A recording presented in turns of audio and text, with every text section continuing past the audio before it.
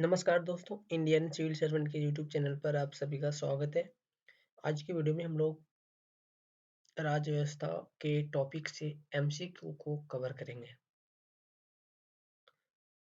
मतलब पॉलिटी के जो एनसीईआरटी बुक होते हैं, उसमें जितने भी तरह के एमसीक्यू होते हैं, उस एमसीक्यू को हम लोग आज की टॉपिक में कवर करेंगे, ताकि उससे आपका एनसीईआरटी का जो बेस है वो मजबूत हो सके और वहाँ से आपका एमसीक्यू पकड़ में आ सके। तो इससे क्या होगा कि अगर आप यहाँ से एमसीक्यू अपना जो सो मजबूत करेंगे तो स्टैंडर्ड बुक में भी आपकी पकड़ जो सो मजबूत होगी और वहां से जो सो आप इसको लिंक कर सकते हैं एनसीईआरटी को बेस बनाकर। तो इसीलिए जो सो आज हम लोग एनसीईआरटी से राज्य व्यवस्था के सिलेबस को जो सो एमसीक्यू को कवर करेंगे और वो हम लोग करेंगे मतलब वो हम लोग करेंगे एनसीईआरटी की बुक से, ठीक ना। तो चलिए जो आज की टॉपिक में हम लोग एनसीईआरटी के इस एमसीक्यू सीरीज को स्टार्ट करते हैं और सबसे पहले राज्य व्यवस्था के टॉपिक को कवर करते हैं।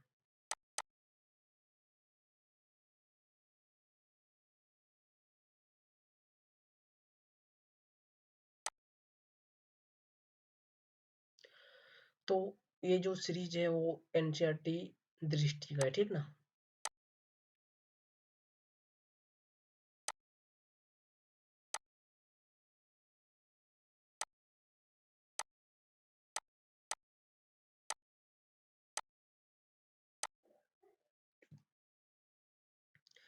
क्या कि भारतीय राज्य व्यवस्था एवं अर्थव्यवस्था, ठीक ना। तो सबसे पहले हम जो सो इसमें राज्य व्यवस्था यानी पॉलिटी को कवर करेंगे, उसके बाद जो सो अगले टॉपिक में अर्थव्यवस्था को कवर करेंगे और ये सीरीज जो सो एनसीईआरटी दृष्टि का है।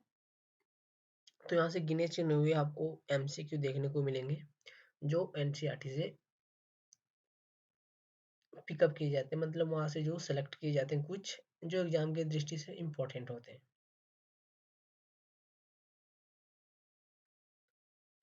तो इसमें हमारा टॉपिक क्या होगा, तो इसमें देखिए हमारा जो टॉपिक है वो होगा यहाँ से भारतीय संविधान और धर्मनिरपेक्षता, एक टॉपिक होगा। मतलब इससे रिलेटेड जो एमसीक्यू एनसीईआरटी में बन सकते हैं उसको यहाँ पे हम लोग कवर करेंगे, भारतीय संविधान और धर्मनिरपेक्षता से संबंधित। फिर अगला टॉपिक होगा संसद तथा कानून का निर्माण से संबंधित टॉपिक। जैसे कि हमने आपको यहाँ पे पहले यहाँ पे बताया गया है कि देख सकते हैं आप, कक्षा 8 से 12 तक की पूरा होगा, ठीक ना। मतलब 8 से लेकर 8 से लेकर 12 तक की जितना भी एनसीईआरटी है पॉलिटी का, उसमें जितने भी तरह की एनसीईआरटी से एमसीक्यू बन सकते हैं हर चैप्टर वाइज से, उसको जो है यहाँ पे कवर करेंगे। तो 8 से 12 तक के टॉपिक को, 8 से 12 तक की क्लास के जो सब्जेक्ट हैं पॉलिटी के, उसको यहाँ पे कवर करेंगे। फिर अगला आएगा न्याय पालिका में, इसको भी कवर करेंगे। फिर सामाजिक न्याय और हाशिए की आवाज, ठीक ना, इसको भी कवर करेंगे। फिर आगे आएगा इकाई 5 में आर्थिक क्षेत्र में सरकार की भूमिका।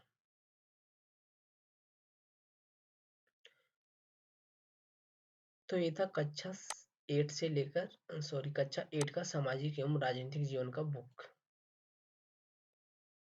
इसको जो सो हम लोग कवर करेंगे। तो चलिए स्टार्ट करते हैं।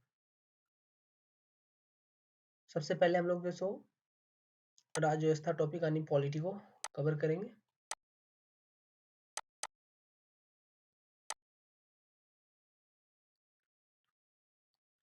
तो यहाँ से हम पहला क्वेश्चन को जो सो कवर करते हैं, ठीक ना। पहला क्वेश्चन हमारा क्या है, तो ये हमारा की और टॉपिक क्या है, सामाजिक एवं राजनीतिक जीवन भाग 3, कक्षा 7 का है ये टॉपिक। कक्षा 7 का एनसीईआरटी बुक है पॉलिटी का।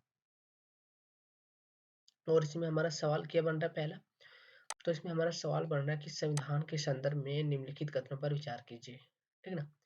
पहला कथन दिया गया कि जिन देशों के पास अपना संविधान होता है वे सभी लोकतांत्रिक देश होते हैं। फिर दूसरा कथन दिया गया कि संविधान समाज के मूलभूत स्वरूप का निर्धारण करते हैं। तो यहाँ पे पहला कथन क्या दिया गया कि जिन देशों के पास अपना संविधान होता है वे सभी लोकतांत्रिक होते हैं, गलत बात है। क्यों, क्योंकि जिन देशों के पास संविधान है वो जरूरी नहीं है कि वो लोकतांत्रिक ही होंगे, वो गणतांत्रिक भी हो सकते हैं, राजतंत्रात्मक भी हो सकते हैं।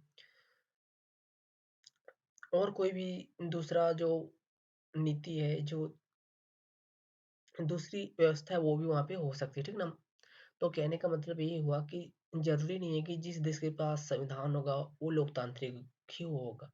जैसे यहाँ पे आप एग्ज़ाम्पल में ले सकते हैं कि चीन को। तो चीन के पास भी संविधान है, लेकिन वो लोकतांत्रिक नहीं है, वो जो सो एक तरह का जो सो राजतंत्रात्मक है। फिर आप इसी तरह का उदाहरण आप रूस को भी ले सकते हो। वहाँ पर भी जो सो एक ही शक्ति सिर्फ बहुत सालों तक कायम रहती है।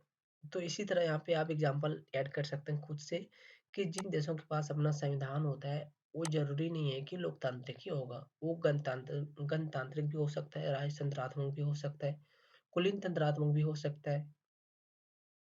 फिर बोल रहा है संविधान जो है वो समाज के मूलभूत स्वरूप का निर्धारण करती है। तो ये बात सही है कि जो समाज होता है उसका वो निर्धारण करता है, उसका रूप निर्धारण करता है, मूलभूत स्वरूप उसका निर्धारण करती है। कौन क्या निर्धारण करती है? तो मूलभूत स्वरूप निर्धारण करती है समाज का, किसी भी समाज का निर्धारण करती है, वो करता है संविधान। तो इसीलिए यहाँ से पहला कथन हमारा गलत हो जा रहा है और दूसरा कथन सही हो जा रहा है। तो बोला गया कि उपयुक्त कथनों में से कौन से सही है, तो दूसरा कथन सही है हमारा यहाँ पे और पहला कथन गलत है। अब यहाँ पे आप व्याख्या को भी पढ़ सकते हैं कि व्याख्या में बोला जा रहा है यह आवश्यक नहीं है कि जिन देशों के पास अपना संविधान होते हैं वे सभी लोकतांत्रिक देश ही होंगे। जैसे उदाहरण के लिए यहाँ पे देखिए चीन दिया गया, वेनेजुएला दिया गया आदि। तो चीन और वेनेजुएला के पास अपना संविधान है, लेकिन वो लोकतांत्रिक नहीं है।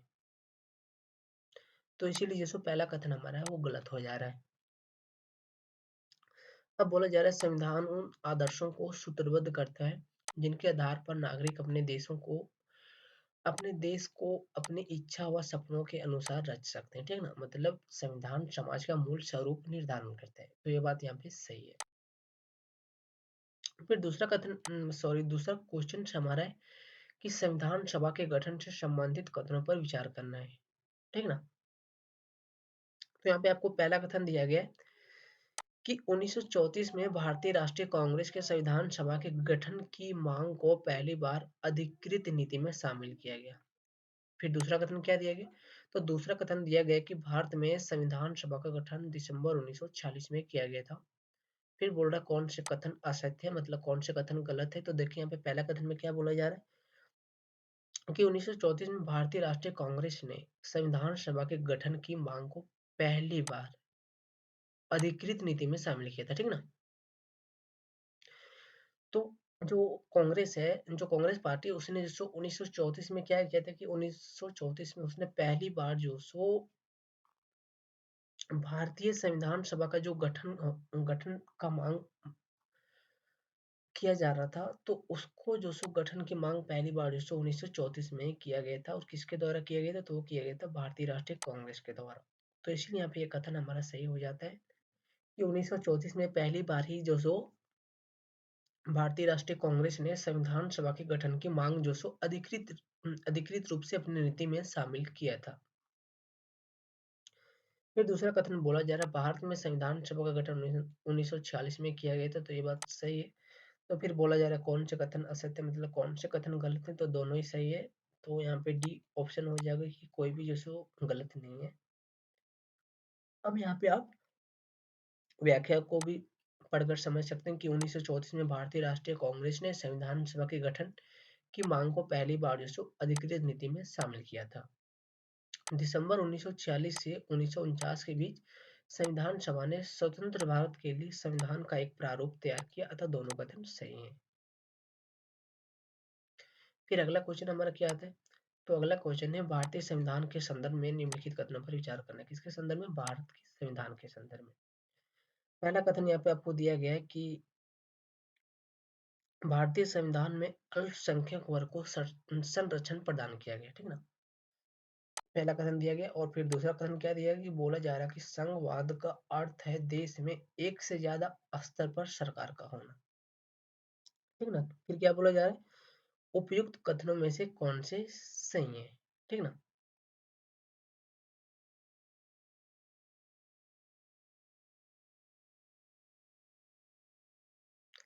तो पहला कथन में बोला जा रहा है भारतीय संविधान में अल्पसंख्यक वर्ग को संरक्षण प्रदान किया गया है।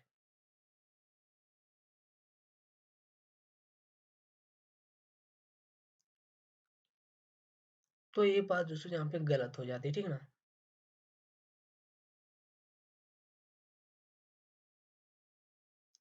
क्यों? क्योंकि यहाँ पे बोला जा रहा है कि भारतीय संविधान में, तो ये जो अल्पसंख्यक वर्ग को संरक्षण दिया गया वो संविधान ने नहीं दिया था, ठीक ना। मूल संविधान ने ये संरक्षण इसको नहीं दिया था, इसीलिए यहाँ पे ये कथन जो सो आपका गलत हो जाएगा। फिर दूसरे में बोला जा रहा है संघवाद का अर्थ है देश में एक से ज्यादा स्तर पर सरकार का कार्य करना गलत है।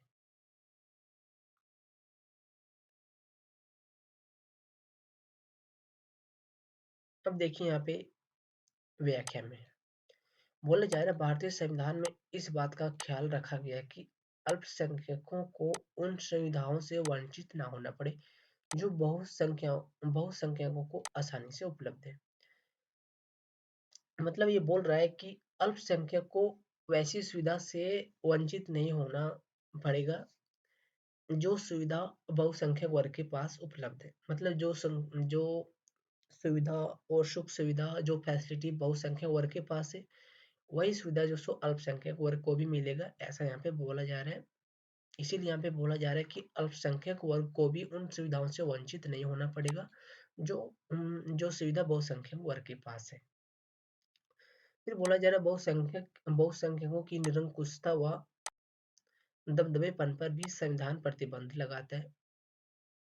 अब कोई बहुसंख्यक वर्ग है और वो निरंकुश बनता जा रहा है तो संविधान क्या करता है कि संविधान जो सो उसके ऊपर भी दबाव लगाता है, प्रतिबंध लगाता है, ताकि वे सिर्फ अल्पसंख्यकों पर ही नहीं बल्कि अपने समुदाय के नीचे के तबके के लोगों को भी परेशान ना कर पाए। फिर बोला जाए भारत एक संघीय देश है, यहाँ केंद्र और राज्य दोनों स्तरों पर सरकार का प्रावधान है। तो इसीलिए यहाँ पे आपको ध्यान रखना है कि ये जो भारतीय संविधान में बोला गया है कि अल्पसंख्यकों को उन सुविधाओं से वंचित नहीं होना पड़ेगा, लेकिन यहाँ पे क्या था सवाल में कि भारतीय संविधान में अल्पसंख्यक वर्ग को संरक्षण प्रदान किया गया है, तो ऐसा नहीं है। वहां पे बोला गया है कि उसको जो सो किसी से वंचित नहीं होना पड़ेगा, ठीक ना। तो शब्द के मतलब को आपको समझना है।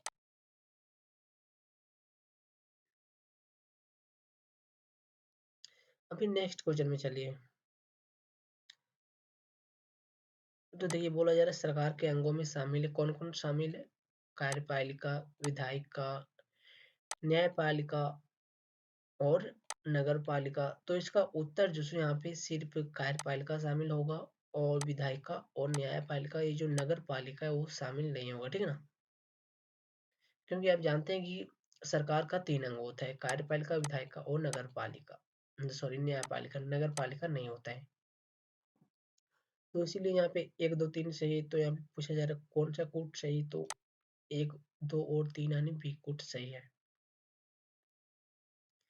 फिर बोला जा रहा है कि देखिए व्याख्या में बोला जा रहा है कि विधायिका में जनता द्वारा निर्वाचित प्रतिनिधि होते हैं, ठीक ना। तो विधायिका में कौन होता है, तो विधायिका में वही लोग होते हैं जो जनता अपने निर्वाचन के द्वारा चुनकर उसको भेजती है।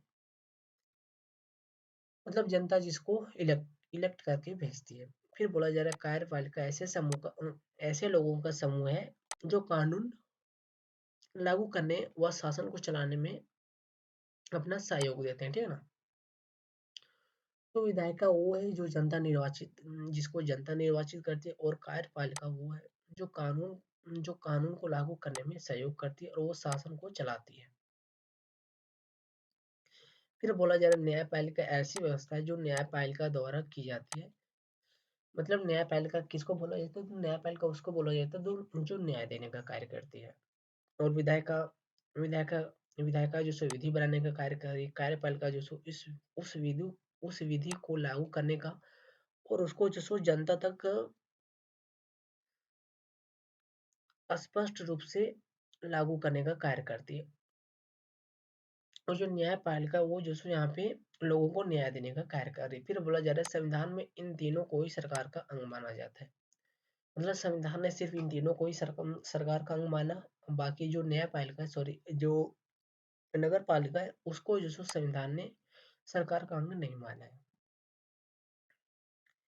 फिर आगे देखिए बोला जा रहा है 5 नंबर में कि संविधान लागू होने के समय निम्नलिखित अधिकारों में से कौन से अधिकार मौलिक अधिकारों में शामिल थे, ठीक ना। मतलब जिस टाइम संविधान भारत का संविधान लागू हो रहा था उस टाइम जो सो मौलिक अधिकार में कौन कौन से अधिकार शामिल थे, टोटल 7 अधिकार दिया गया। तो उस टाइम जो सो आपका यहाँ पे समानता का अधिकार मौलिक अधिकार था, स्वतंत्रता का अधिकार एक मौलिक अधिकार था, शोषण के विरुद्ध अधिकार मौलिक अधिकार था, फिर धार्मिक स्वतंत्रता का अधिकार मौलिक अधिकार था, फिर सांस्कृतिक एवं शैक्षणिक अधिकार ये भी मौलिक अधिकार था, फिर है संवैधानिक उपचारों का अधिकार ये भी मौलिक अधिकार था। लेकिन संपत्ति का अधिकार ये भी जो सो उस टाइम मौलिक अधिकार था, लेकिन अभी जो सो ये नहीं है। तो इसलिए यहाँ पे कोट सभी हो जाएगा। क्यों? क्योंकि यहाँ पे ये पूछा जा रहा है कि संविधान लागू होने के समय, ठीक ना, ये वर्तमान स्थिति की बात नहीं कर रही, ये उस समय की बात हो रही है जब हमारा संविधान जो सो लागू हो रहा था देश के अंदर, ठीक ना।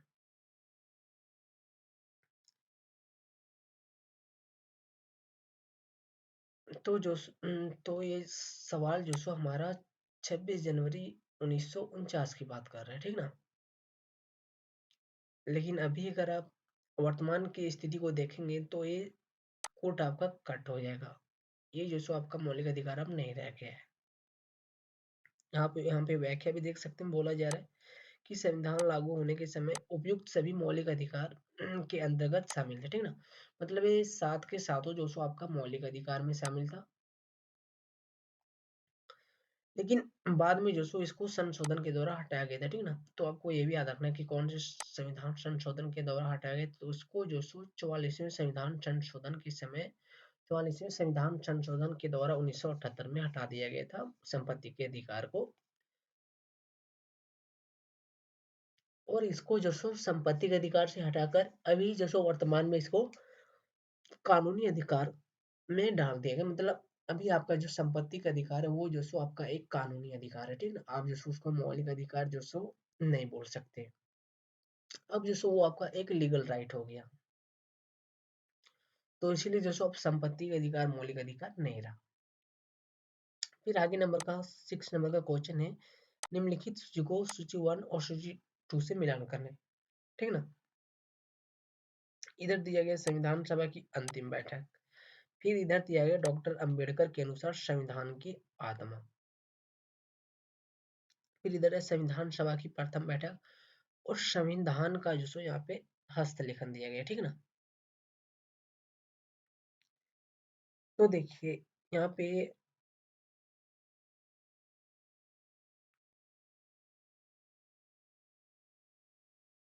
संविधान सभा की अंतिम बैठक की बात हो रही, ठीक ना।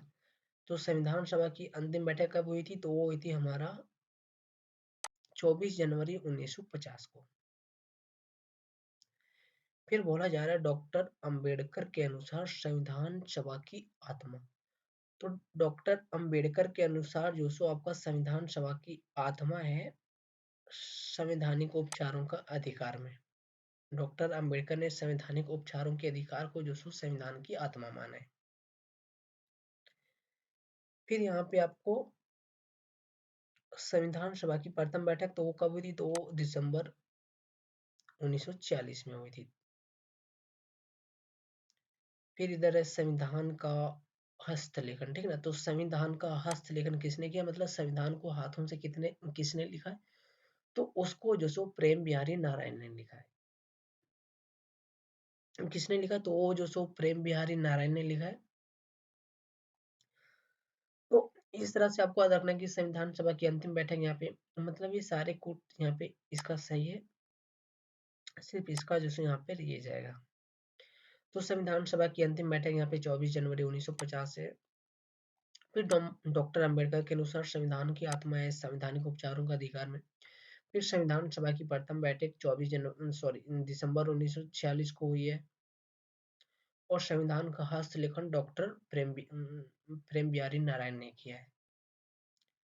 संविधान सभा की अंतिम बैठक 24 जनवरी 1950 को हुई थी और संविधान को हस्तलिखित करने का कार्य प्रेम बिहारी नारायण राय ज्यादा ने किया था। तो कोड भी यहाँ पे सही होगा।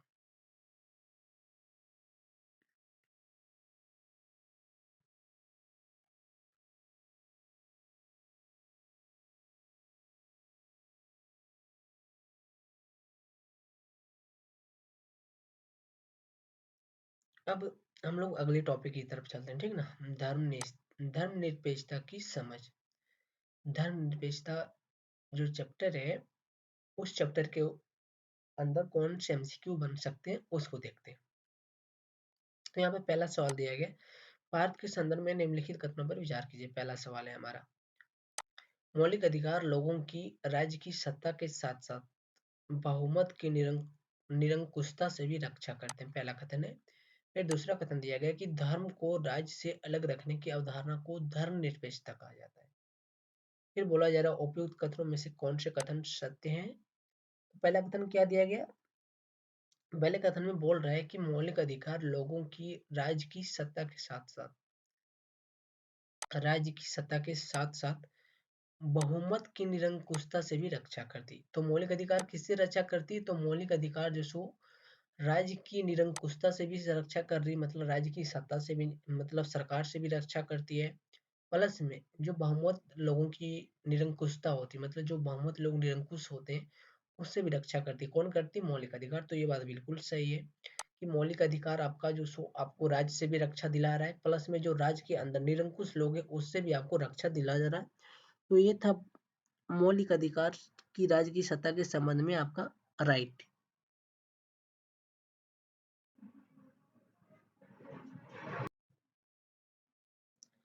तो यहाँ पे मौलिक अधिकार लोगों की राज्य की सत्ता के साथ साथ जो सो निरंकुश लोगों से भी रक्षा कर रही है, मतलब बहुमत लोगों की निरंकुशता से भी रक्षा कर रही है। तो ये बात बिल्कुल सही है। फिर दूसरे कथन में आपको बोला जा रहा है कि धर्म को राज्य से अलग रखने की अवधारणा को धर्मनिरपेक्षता कहा जाता है। बिल्कुल सही बात है।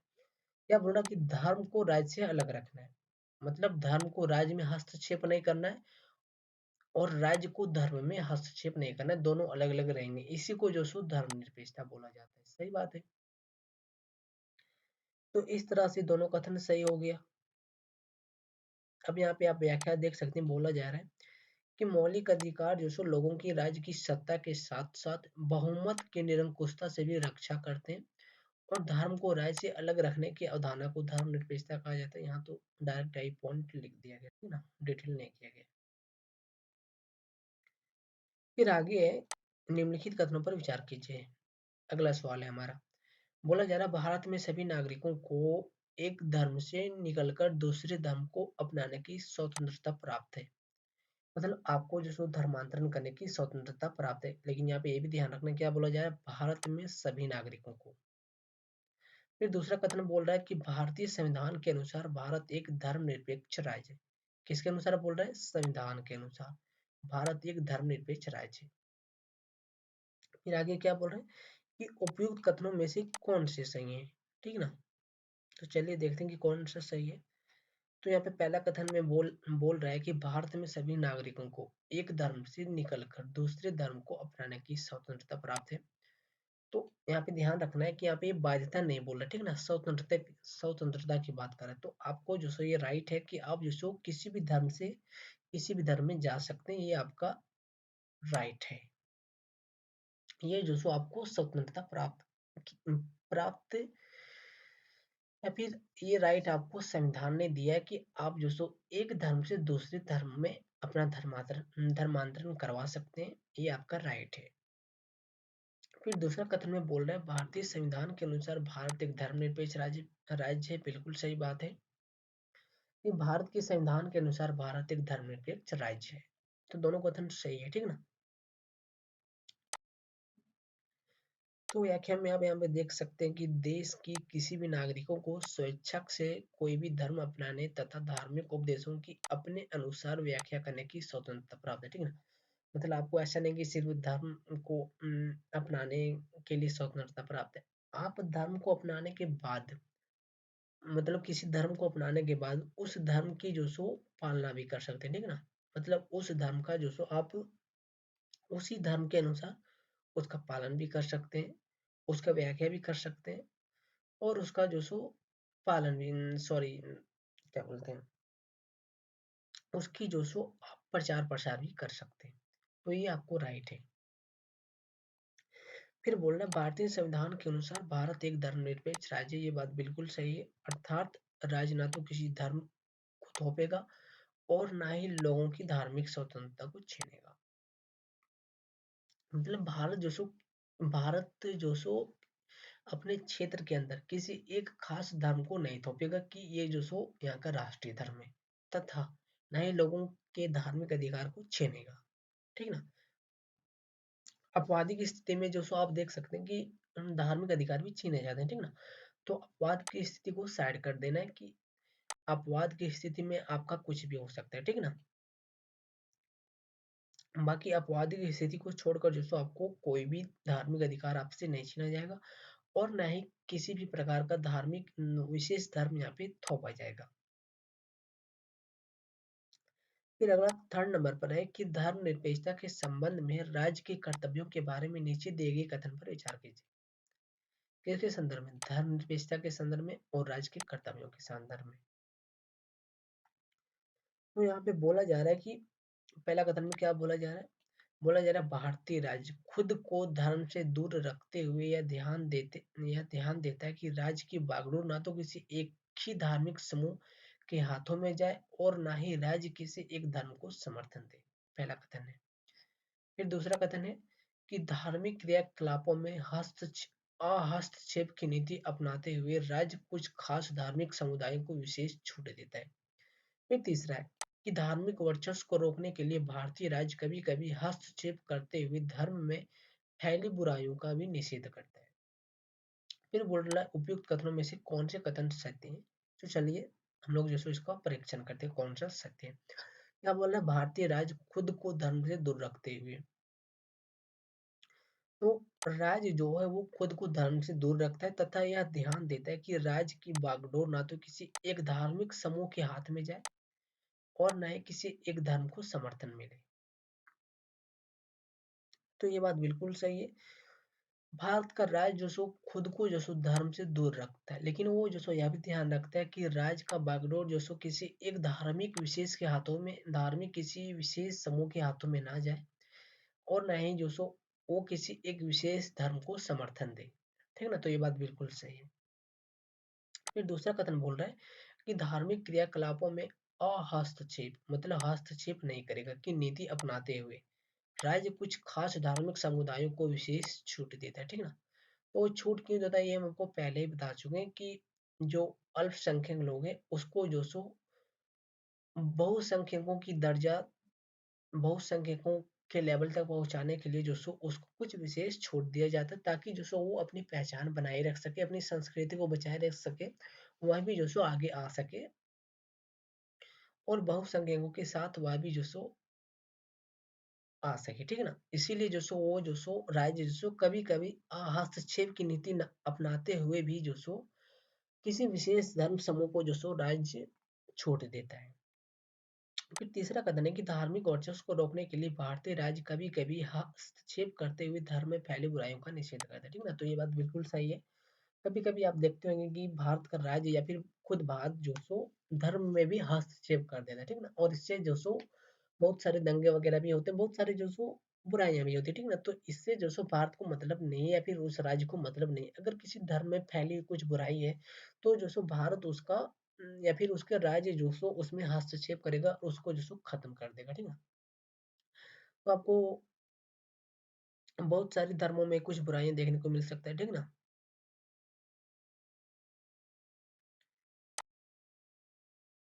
तो इसीलिए जो सो धर्म जो सो वहाँ पे सॉरी वहाँ पे राज्य जो सो अपना हस्तक्षेप करेगा उस धर्म में और उस बुराई का जो सो अंत कर देगा। तो ये आपको ध्यान रखना है कि कभी कभी राज्य जो सो धर्म में हस्तक्षेप कर सकता है और उस फैले बुराई का अंत भी कर सकता है। तो तीनों कथन यहाँ पे सही है। फिर अगला कथन में यहाँ पे क्या दिया गया, सॉरी 4 नंबर का क्वेश्चन में क्या है। तो देखिए 4 नंबर के क्वेश्चन में बोला जा रहा है अमेरिका से संबंधित निम्नलिखित कथनों पर विचार कीजिए। ठीक है ना। किससे संबंधित? अमेरिका से। तो इसमें बोला जा रहा है कि अमेरिका की विधायिका कानून बनाकर किसी भी धर्म को राजकीय धर्म घोषित कर सकती है। पहला कथन है। फिर दूसरा कथन है संयुक्त राज्य अमेरिका में राज्य और धर्म के पृथक्करण का अर्थ है कि राज्य व धर्म दोनों एक दूसरे के मामले में किसी प्रकार का दखल नहीं दे सकते। फिर बोल रहा उपयुक्त कथनों में से कौन से असत्य हैं, मतलब कौन से गलत हैं। ठीक ना। कौन सा कथन गलत है? तो देखिए यहाँ पे क्या बोल रहा है कि अमेरिका की विधायिका कानून बनाकर किसी भी धर्म को राजकीय धर्म घोषित कर सकती है, ये बात गलत है। क्योंकि अमेरिका की विधायिका जो सो किसी भी कानून बनाकर किसी भी विशेष धर्म को राजकीय धर्म घोषित नहीं कर सकती, उसको ये राइट नहीं है। इसीलिए ये कथन यहाँ पे गलत हो जाता है। फिर बोला दूसरे नंबर कथन पर कि संयुक्त राज्य अमेरिका में राज्य और धर्म के पृथक्करण का क्या अर्थ है? तो उसका अर्थ है कि राज्य व धर्म दोनों एक दूसरे के मामले में किसी भी प्रकार का दखल नहीं करेगा, हस्तक्षेप नहीं करेगा, ये बात सही है। फिर बोल रहा उपयुक्त कथनों में से कौन से कथन असत्य हैं? तो पहला कथन गलत हो गया हमारा, दूसरा कथन सही हो गया। फिर देखिए पहला कथन क्यों गलत हो गया, तो देखिए बोला जा रहा है अमेरिका की संविधान में प्रथम संशोधन के द्वारा, ठीक ना, विधायिका को किसी भी ऐसे कानून को बनाने से रोक दिया गया जो धार्मिक संस्थानों का पक्ष लेता हो, ठीक ना। मतलब अमेरिका की जो विधायिका है वो कोई भी ऐसा कानून नहीं बना सकती जो किसी विशेष धर्म का पक्ष लेती हो। तो इस तरह से क्या हुआ, अगर वो कोई विशेष धर्म की कोई विशेष धर्म को वहां का राष्ट्रीय धर्म बनाने के लिए अगर कोई कानून बनाएगा तो वो कानून नहीं बना सकता। क्यों? क्योंकि अमेरिका की संविधान सभा ने जो सो प्रथम संशोधन के द्वारा उसको ये राइट से वंचित कर दिया है, वो ऐसा कानून नहीं बना सकती। इसीलिए जो सो अमेरिका की विधायिका अब किसी एक धर्म को वहां का राष्ट्रीय धर्म घोषित नहीं कर सकती कानून के द्वारा भी।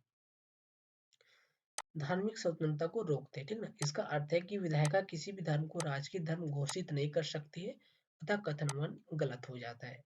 फिर बोला जा रहा है संयुक्त राज्य अमेरिका में राज्य और धर्म के पृथक्करण का अर्थ है राज्य और धर्म दोनों एक दूसरे के मामले में किसी भी प्रकार का हस्तक्षेप नहीं करेगा, दखल नहीं देगा। अब कक्षा 9 की ओर चलते हैं, ठीक ना। संविधान निर्माण। तो संविधान निर्माण से संबंधित क्या सवाल बन सकता है? तो पहला कथन बोला जा रहा है, पहला क्वेश्चन बोला जा रहा है यहाँ पे, निम्नलिखित कथनों पर विचार कीजिए। पहला कथन इसमें दिया गया है कि 1928 में मोतीलाल नेहरू और कांग्रेस के कुछ अन्य सदस्यों ने मिलकर सर्वप्रथम भारत का एक संविधान बनाया था। फिर दूसरा कथन है मोतीलाल नेहरू द्वारा बनाए गए संविधान में सार्वभौम व समताधिकार की बात शामिल थी। फिर तीसरा कथन है 1931 के कराची अधिवेशन में भी संविधान की एक रूपरेखा रखी गई थी। फिर बोल रहा उपयुक्त कथनों में से कौन सा कथन जो सो यहाँ पे सही है? तो पहला कथन क्या बोल रहा है कि 1928 में मोतीलाल नेहरू और कांग्रेस के कुछ अन्य सदस्यों ने मिलकर सर्वप्रथम भारत का एक संविधान बनाया था, ठीक है ना। तो ये बात सही कि 1928 में जो मोतीलाल नेहरू है और कांग्रेस के कुछ सदस्यों ने मिलकर जो सो सर्वप्रथम भारत का संविधान बनाया था। फिर क्या बोला जा रहा है कि उसी संविधान में मोतीलाल नेहरू ने संविधान को सार्वभौमिक व समताधिकार की भी बात शामिल किया था इसी संविधान में। सार्वभौमिक व समताधिकार का मतलब हुआ कि 18 से प्लस अगर आप हैं तो जो सो आपको मत देने का राइट होगा, ठीक है ना। और बदले में आप कोई भी धर्म जाति नस्ल अनपढ़ कुछ भी हो, आपको जो सो वो राइट होगा मत देने का, अगर आप 18 प्लस हैं तो आपके साथ कोई भी किसी भी प्रकार का भेदभाव नहीं किया जाएगा। फिर आता है कि 1931 के कराची अधिवेशन में संविधान की एक रूपरेखा तय की गई थी, तो ये बात सही है कि जो 1931 का कराची अधिवेशन हुआ था उसमें जो सो संविधान की एक रूपरेखा बनाई गई थी। तो तीनों कथन सही यहाँ पे। फिर बोला जा रहा है व्याख्या में आप देख सकते हैं कि 1928 में मोतीलाल नेहरू और कांग्रेस के कुछ अन्य सदस्यों ने मिलकर सर्वप्रथम भारत का एक संविधान बनाया था। मोतीलाल नेहरू द्वारा बनाए गए संविधान में सार्वभौमिक व मताधिकार, स्वतंत्रता और समानता का अधिकार व अल्पसंख्यकों के अधिकारों की रक्षा की बात शामिल थी। साथ ही 1931 में कराची में हुए भारतीय राष्ट्रीय कांग्रेस के अधिवेशन में भी संविधान की एक रूपरेखा रखी गई थी। अब सेकंड नंबर क्वेश्चन पर देखिए, बोला जा रहा है संविधान निर्माताओं से संबंधित निम्नलिखित कथनों पर विचार करें। मतलब जिस जिस लोगों ने संविधान निर्माण में अपना योगदान दिया उससे संबंधित ये सवाल है। अब देखिए इसमें पहला कथन क्या बोला जा रहा है, इसको बोला जा रहा है संविधान सभा में ऐसे अनेक सदस्य थे जो कांग्रेसी नहीं थे, ठीक ना, मतलब गैर कांग्रेसी भी जो सो इसमें शामिल थे। फिर दूसरा बोला जा रहा है संविधान सभा में समाज के अलग अलग समूहों को प्रतिनिधित्व संविधान सभा में समाज के अलग अलग समूहों को प्रतिनिधित्व था, ठीक ना। फिर तीसरा बोला संविधान सभा के सदस्यों की विचारधारा एक समान थी। फिर 4 नंबर में बोल रहा है महात्मा गांधी ने संविधान निर्माण में महत्वपूर्ण भूमिका निभाई। फिर बोल रहा है कौन सा सत्य है। तो देखिए पहला कथन क्या बोला कि संविधान सभा में ऐसे अनेक सदस्य थे जो कांग्रेसी नहीं थे, मतलब संविधान सभा में गैर कांग्रेसी सदस्य भी शामिल थे। तो ये बात बिल्कुल सही कि संविधान सभा में ऐसे अनेक सदस्य थे जो जो कांग्रेस के सदस्य नहीं थे। फिर दूसरा बात बोला जा रहा है कि संविधान सभा में समाज के अलग अलग समूहों को प्रतिनिधित्व था। तो ये बात बिल्कुल सही कि संविधान का जो संविधान सभा बना था उसमें जो समाज के सभी समूहों को अलग अलग प्रतिनिधित्व दिया गया था, मतलब ऐसा नहीं था कि किसी एक ही समूह का प्रतिनिधित्व किया जा रहा था, सभी समूहों का उसमें अलग अलग प्रतिनिधित्व दिया गया था। फिर थर्ड नंबर में बोल रहा है संविधान सभा के सदस्यों की विचारधारा एक समान थी। तो ऐसा बात नहीं है कि संविधान सभा की टोटल जो सदस्य थे उसकी विचारधारा एक ही होगी, सबकी विचारधारा में कुछ कुछ अंतर था, इसीलिए यहाँ पे ये कथन गलत हो जाता है। किसी का विचारधारा था कि भारत को लोकतांत्रिक बनाएंगे, किसी को विचारधारा था कि गणतांत्रिक बनाएंगे, किसी की विचारधारा होगी कि नहीं मौलिक अधिकार नहीं देंगे, किसी की विचारधारा होगी कि मौलिक कर्तव्य नहीं देंगे। तो सबकी विचारधारा वहाँ पे अलग थी, किसी की विचारधारा वहाँ पे ऐसा नहीं थी कि सभी की विचारधारा एक ही समान थी। फिर 4 नंबर में बोला जा रहा है महात्मा गांधी ने संविधान निर्माण में महत्वपूर्ण भूमिका निभाई थी। तो ये बात गलत है। अब यहाँ पे व्याख्या में आप देख सकते हैं कि संविधान सभा संपूर्ण भारत के लोगों का प्रतिनिधित्व कर रही थी, ठीक है ना, ये बात सही है। हालांकि उस समय सार्वभौमिक मताधिकार लोगों को प्राप्त नहीं था, मतलब कि सभी लोगों को मत देने का अधिकार नहीं था, ठीक ना, कुछ ही लोगों को मत देने का अधिकार था, कुछ क्वालिफिकेशन तय किए गए थे, ठीक ना। इसलिए संविधान सभा के सदस्यों का चयन जनता प्रत्यक्ष रूप से नहीं कर सकी, ठीक ना। तो जो संविधान सभा के सदस्य था उसका निर्वाचन जो सो जनता ने प्रत्यक्ष तौर पर नहीं किया था, ठीक ना, प्रत्यक्ष सार्वभौमिक व मताधिकार के आधार पर नहीं किया था, यही बात यहाँ पे बोला जा रहा है। फिर बोला जा रहा है सभा के सदस्यों का चुनाव प्रांतीय असेंबली के सदस्य 1937 में प्रथम असेंबली तथा सन 1946 में द्वितीय प्रांतीय असेंबली के चुनाव हुए थे, ठीक ना, ने किया था। किसने किया था? तो इसने किया था 1947 वाले ने, और 1940 में द्वितीय प्रांत के असेंबली वाले ने। फिर बोला जा रहा है इस सभा में भारतीय राष्ट्रीय कांग्रेस के सदस्यों का प्रभुत्व था। मतलब ऐसा तो नहीं था कि इसमें भारतीय राष्ट्रीय कांग्रेस के सदस्य मतलब गैर कांग्रेसी सदस्य नहीं थे, लेकिन इसमें जो सो भारतीय राष्ट्रीय कांग्रेस का प्रभुत्व था, लेकिन ऐसा भी था कि इसमें गैर कांग्रेसी भी शामिल थे, मतलब ज्यादा संख्या तो कांग्रेसी की थी लेकिन गैर कांग्रेसी भी इसमें शामिल थे। फिर बोला जा रहा है कांग्रेस के अंदर कई राजनीतिक समूह व विभिन्न विचारधारा के लोग भी थे, लेकिन यहाँ पे बोला गया था ना कि सभी की विचारधारा एक समान थी, तो नहीं, सभी की विचारधारा में अंतर थी। फिर बोला जा रहा है सामाजिक रूप से इस सभा में हर समूह जाति वर्ग धर्म पैसे के लोग थे, मतलब सभी लोगों के शामिल थे। बहुत से सदस्य संविधान सभा में ऐसे भी थे जो गैर कांग्रेसी थे, पहले बोले।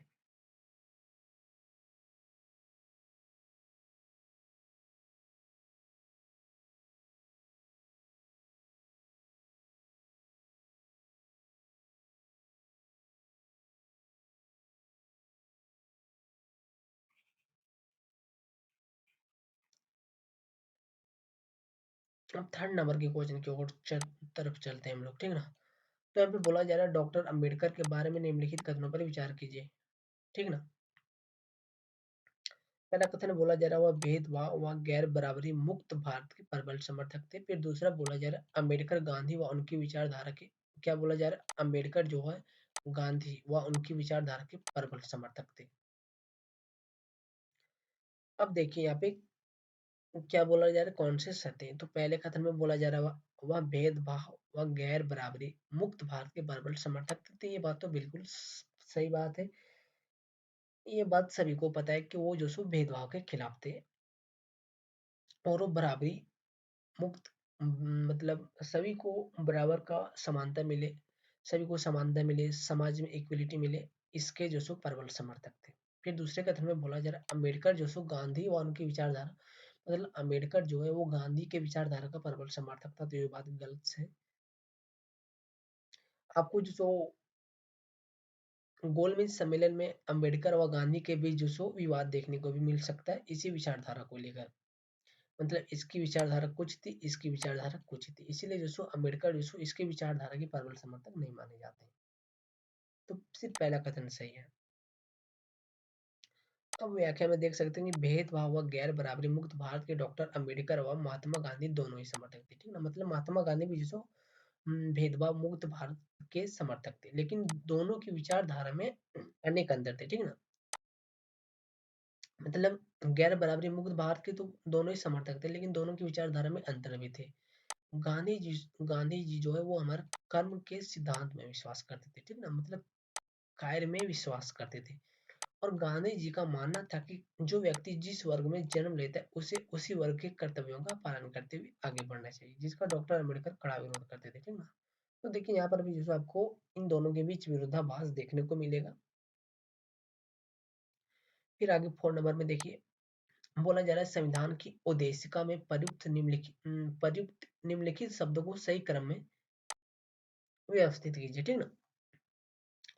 मतलब पहले कौन सा शब्द है, फिर लास्ट में कौन सा शब्द है, फिर उसके बाद कौन सा शब्द है, फिर उसके बाद कौन सा शब्द है। तो ऐसे जो सो यहाँ पे जो सो आपको सजाना है।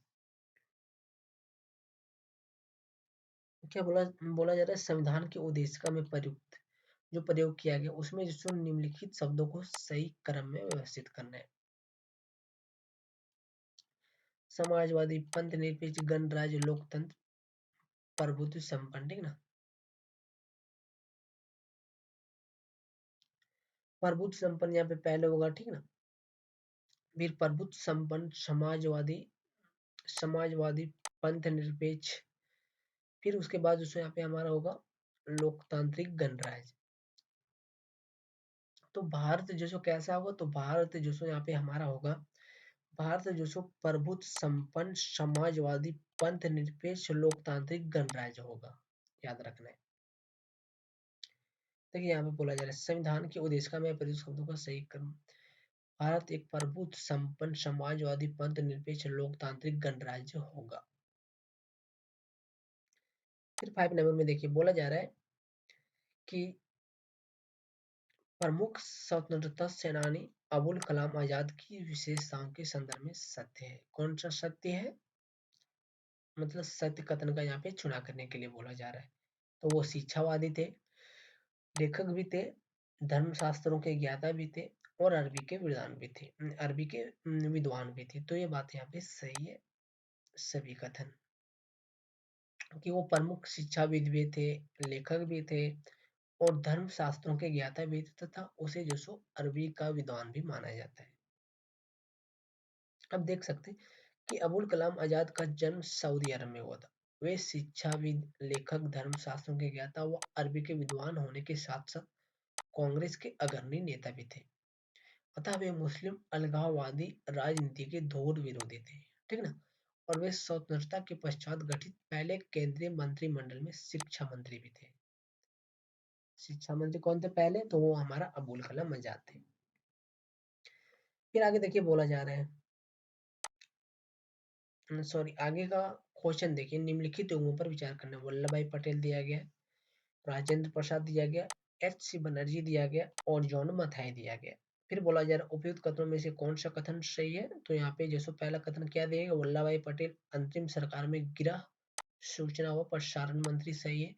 फिर राजेंद्र प्रसाद संविधान सभा के अध्यक्ष थे, सही है। एच सी बनर्जी संविधान सभा के उपाध्यक्ष थे और जॉन मथाई अंतिम सरकार में उद्योग एवं आपूर्ति मंत्री थे। सब सही है यहाँ पे, ठीक ना। फिर बोला जा रहा है 7 नंबर का क्वेश्चन में भारतीय संविधान की स्थिति को अंगीकृत किया गया था, ठीक ना। मतलब भारतीय संविधान को जो सो किस स्थिति को अपनाया गया था, तो वो जो सो 26 जनवरी 1949 को अपनाया गया, सॉरी 26 नवंबर 1949 को अपनाया गया था। 24 नवंबर 1949 कथन ये। फिर 8 नंबर का है, निम्नलिखित उम्र पर विचार कीजिए। इधर दिया गया राजेंद्र प्रसाद, सरोजिनी नायडू, श्यामा प्रसाद मुखर्जी। फिर बोला उपयुक्त कथनों में से कौन सा युग्म सही सुमेलित है। तो यहाँ पे पहला कथन में बोला जा रहा राजेंद्र प्रसाद चंपारण सत्याग्रह के प्रमुख भागीदार थे, सही बात है।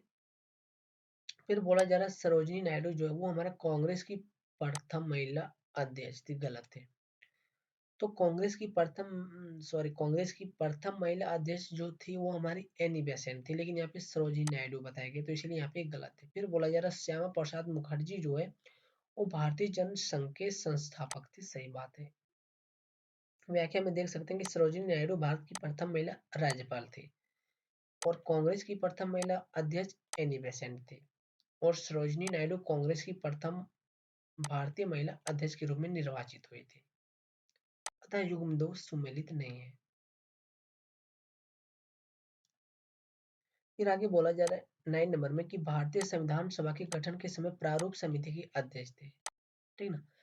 मतलब जब भारतीय संविधान सभा का गठन हो रहा था तो उस समय प्रारूप समिति के अध्यक्ष कौन थे, तो उस समय प्रारूप समिति के अध्यक्ष डॉक्टर भीमराव अम्बेडकर थे।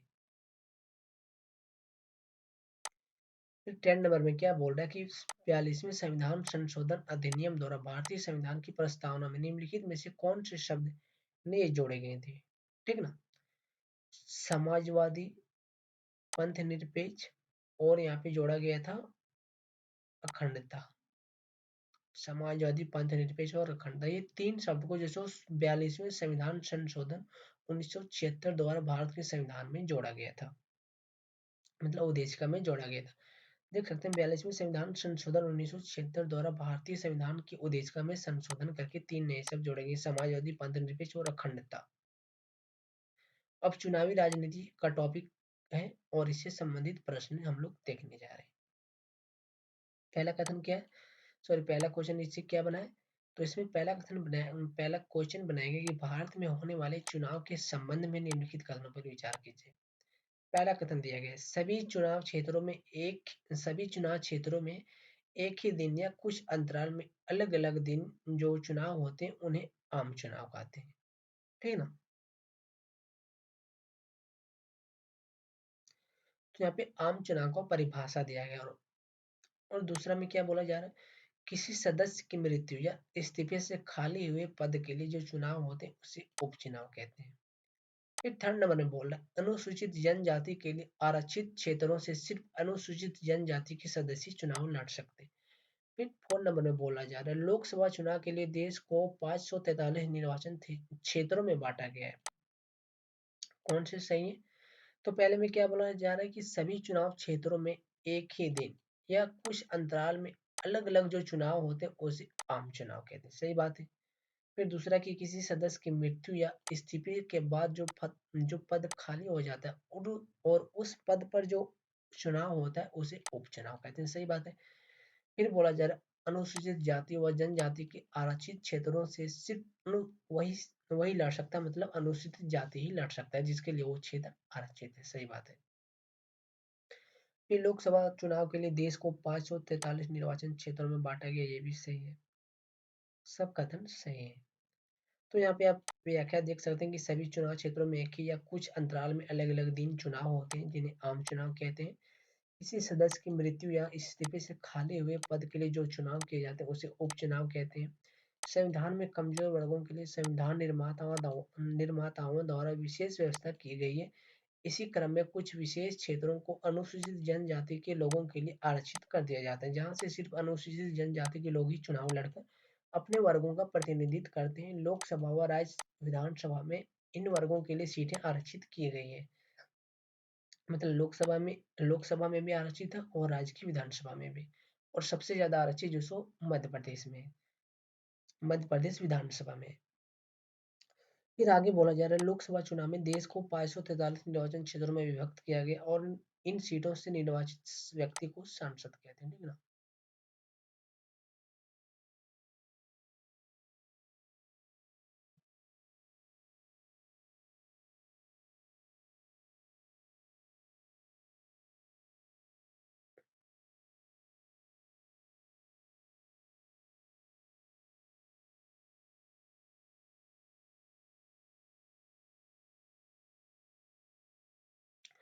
तो अब जो सो हम लोग कक्षा 10 की बुक का जो पॉलिटी बुक है उसका जो एमसीक्यू है वो अगली पार्ट में करेंगे, ठीक है ना, क्योंकि वीडियो जो सो लॉन्ग हो जाएगा। तो इसीलिए जो सो आज की वीडियो को हम लोग यहीं समाप्त करते हैं और अगले टॉपिक मतलब अगले लेक्चर में हम लोग जो सो क्लास 10 की पॉलिटी बुक को क्लास 10 की पॉलिटी बुक से एमसीक्यू को कवर करेंगे। उसके बाद जो सो हम आपको अर्थव्यवस्था की ओर सॉरी हाँ, अर्थव्यवस्था का टॉपिक अब आएगा। तो कक्षा 10 का जो कक्षा 10 का बच गया पॉलिटी और जो 11 का बच गया और जो 12 का बच गया, उन तीनों को कवर करने के बाद दोस्तों हम अर्थव्यवस्था की ओर चलेंगे, ठीक है ना। तो आज की वीडियो को हम लोग यहीं समाप्त कर देंगे, समाप्त करते हैं। फिर जो सो हम अगले पार्ट में जो सो आपके साथ मिलेंगे लोकतांत्रिक राजनीतिक भाग 2 कक्षा 10 की बुक के साथ। तो चलिए मिलते हैं फिर हम लोग अगले टॉपिक के साथ, तब तक के लिए जय हिंद।